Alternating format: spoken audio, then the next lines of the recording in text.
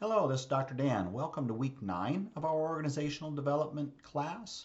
And on the surface, it may seem like a bit of an easier week, but it's actually a very busy week. If you really look at to what is expected over the next couple weeks, week 9 will be a very busy week for you. So pay close attention here.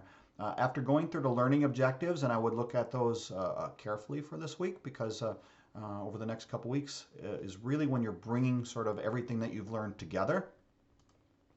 Readings, you will continue to just review over the 2 books.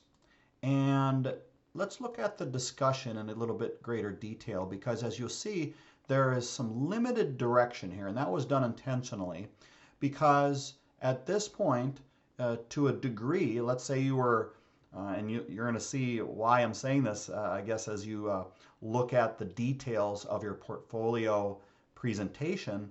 But imagine your CEO has just sent you to take this class and they've paid for the course and you've gone through 8 weeks now of learning, so a couple months of learning. And now you are expected to contribute to an intervention project within your organization. Whether it be fictitious or actually an organization you currently work for. So what you want to do is reflect on all this information you've learned. As you're explaining this information and writing in your discussion, cite the various sources that support the methods you're using. That's really important because we're using now evidence-based approaches. And what I mean by evidence-based is they have been applied, for instance, at Toyota.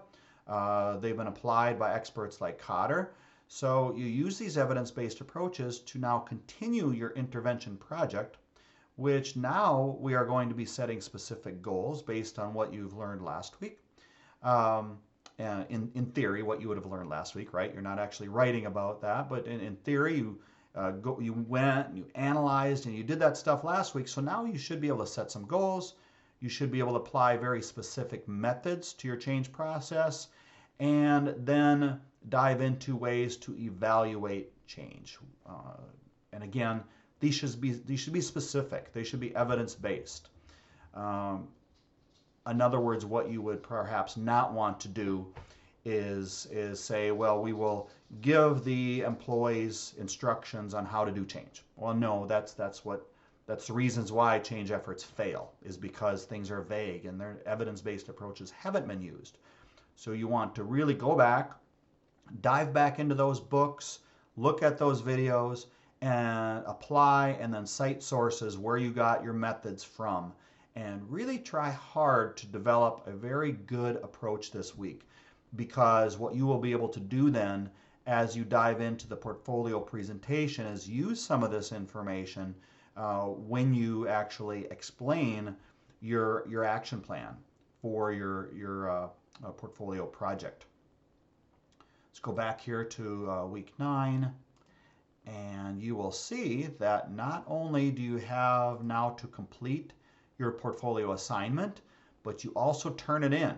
Browse your computer, select, turn it in, and now you'll be getting your grade for the week 9 assignment.